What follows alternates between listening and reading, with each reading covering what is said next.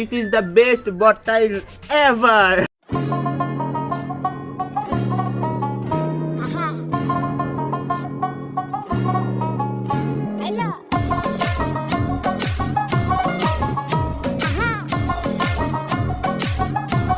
Flashback.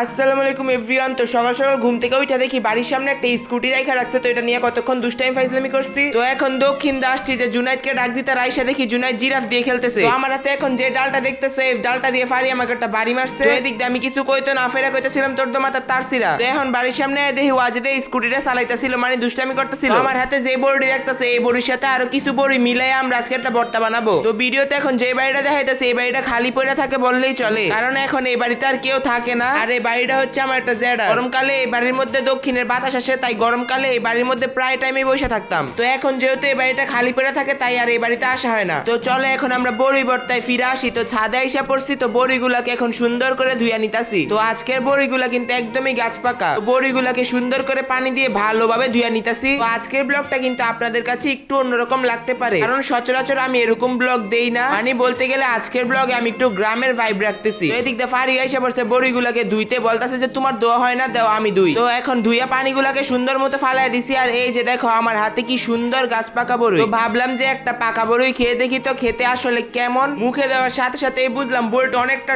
টক, যার কারণে আমার মুখের অবস্থা এমন।